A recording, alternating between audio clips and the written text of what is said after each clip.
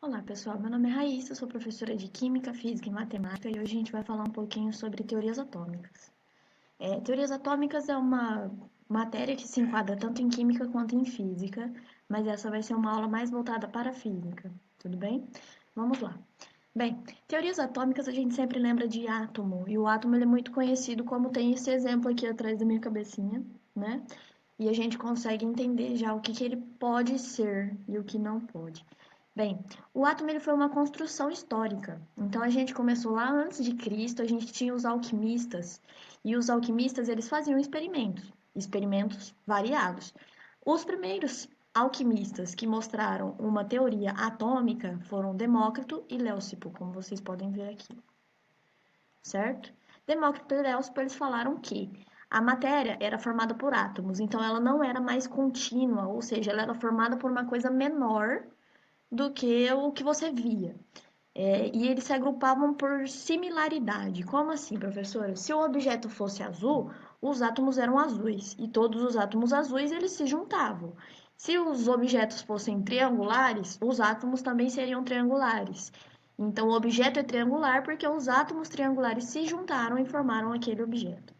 Bem, a gente tem também o conceito de átomo como sendo sem divisão ou indivisível. Esse é o significado de átomo, certo? Que é uma palavra grega. Bem, essa, esse significado ele vem lá da primeira teoria atômica, onde a gente não tinha divisão da matéria. Então, Demócrito e Leucipo eles mostraram que a matéria ela podia sim ser dividida. Ela tinha partículas menores do que a gente conseguiria enxergar ali, ok? Então, isso aqui já era um grande avanço, né, para a época. Mas eles não foram muito acreditados, então passou muito tempo até que vieram outros cientistas para comprovar essas teorias atômicas. O primeiro de todos é chamado de Dalton, é o John Dalton.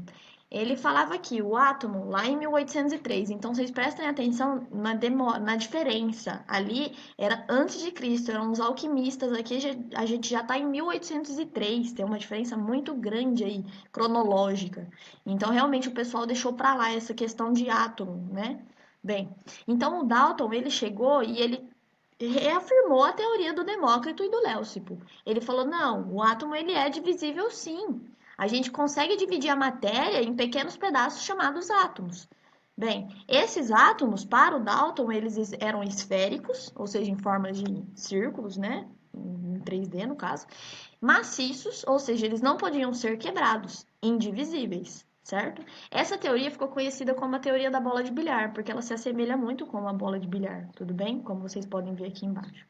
Então, essa teoria é uma das teorias menos aceitas hoje em dia, porque ela já foi bem reformulada. Mas ela também é uma teoria que contribuiu muito, porque a gente teve uma diferença muito grande aí entre cronologicamente falando. Tudo bem? Bem, depois do Dalton, já um pouquinho mais perto, com uma diferença um pouco menor de 101 anos, a gente vai ter lá em 1904 um cara chamado Thomson. Esse Thomson, ele falou que o átomo ele era divisível. Então agora ele já contradisse até aquilo que o Dalton tinha dito. O Dalton falou que existem átomos que eles são esféricos, maciços, que a gente não consegue quebrar em partículas melhores. Mas aí veio um cara chamado Thomson e falou: "Não, eu posso pegar o átomo e quebrar em partículas menores". Essas partículas menores a gente chama de subpartículas atômicas, que é o próton, o nêutron e o elétron. Eu tenho certeza que você já ouviu falar desses nomes, ok? Como que o Thomson fez isso? Ele fez um experimento que é conhecido como tubo de raios catódicos. É aquela televisão que você tinha lá na sua casa, que tinha um tubo imenso. Aquilo lá é um tubo de raios catódicos. Ele viu que quando ele lançava esse raio catódico dentro desse tubo, ele colocava também uma placa com um campo elétrico, certo? Uma placa de baixo era positiva e a placa de cima era negativa. E ele via que esse raio catódico ele era atraído, ou seja, ele desviava a sua trajetória, sendo atraído para o polo positivo. Então ele falou: esse raio catódico ele deve ter carga. Se ele tem carga, quer dizer que o meu átomo tem alguma coisa ali que está fazendo ele ter carga. E nesse caso a gente sabe que seria o elétron. Tudo bem? Então aqui a gente vai ter a descoberta das subpartículas atômicas.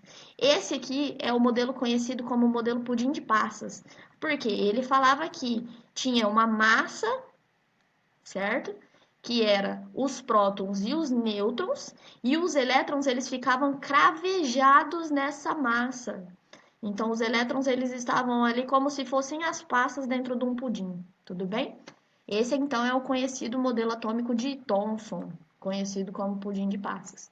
Um pouquinho depois, em 1911, a gente teve o Rutherford.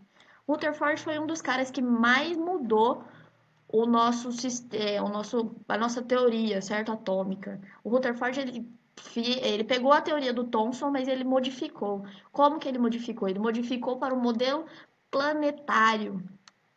No modelo planetário, a gente tem um núcleo, onde ficam os prótons e os elétrons, e a gente tem a descoberta da eletrosfera.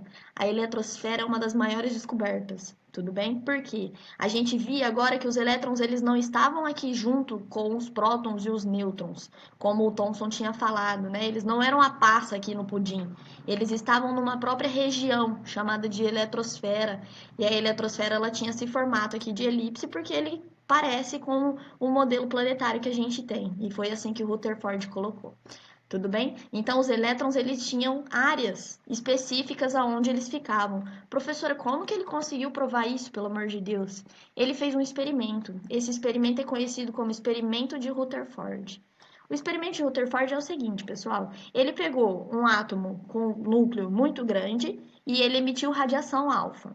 Tudo bem? Essa radiação alfa, ela passava por uma lâmina de ouro e seguia a sua trajetória normal, ou ela passava pela lâmina de ouro e desviava a trajetória para cima ou para baixo, assim por diante, ou ela batia na lâmina de ouro e retornava.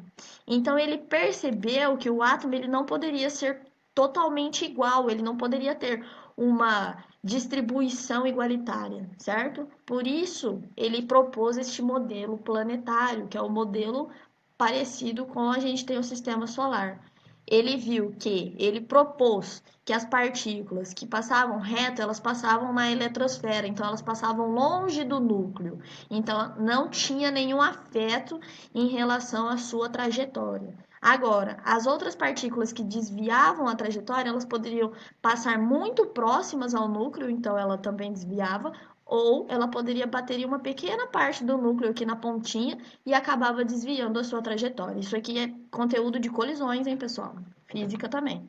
Bem, e por último, a gente tinha partículas que batiam exatamente no núcleo e assim elas retornavam à sua trajetória.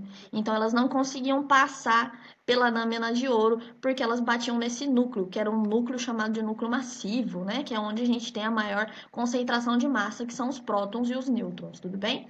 Então os elétrons eles ficavam encontrados aqui na eletrosfera, mas é como se eles estivessem dispersos. Eles estão mais longe. Então a trajetória aqui ela não era afetada por esses elétrons, a não ser que a gente estivesse muito próximo deles. Tudo bem? Então, esse é o modelo de Rutherford. E por último, a gente tem um cara chamado Bohr.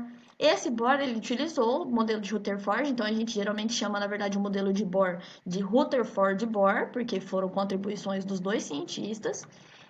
Porque o Bohr, ele pegou simplesmente a eletrosfera que o Rutherford já tinha feito, que é essa parte aqui, ó, onde ficam os elétrons, certo? E ele quantizou. O que é quantizou, gente? É conseguir medir, certo? Alguma coisa. E nessa quantização da matéria, ele criou as chamadas camadas eletrônicas. A gente começa na camada 1, 2, 3, ou K, L, M e assim por diante. Ele percebeu que conforme as camadas fossem aumentando, a energia também aumentava. Então a gente tem aí uma relação de quantização. A gente sabe agora quanto que é de energia gasta em cada uma dessas camadas. E com isso a gente percebeu que o elétron ele saltava de camadas. A gente fornece energia para esse elétron e ele salta a camada. Quando ele volta para a camada original dele, que a gente chama de estado fundamental, ele solta uma partícula chamada fóton. Fóton é uma partícula de luz, então ele solta um comprimento de onda, a gente consegue enxergar uma cor. É isso que acontece lá naqueles fogos de artifício lindos, maravilhosos, certo? O elétron, a gente fornece energia para ele, na hora que ele retorna para o seu estado fundamental, ele solta essa energia em forma de luz. A gente consegue ver aquela luz bonita daquele fogo de artifício. Isso a gente pode fazer com um teste de chama, tá, pessoal? Que é um teste bem fácil, vocês podem achar aí na internet bem tranquilamente. beleza?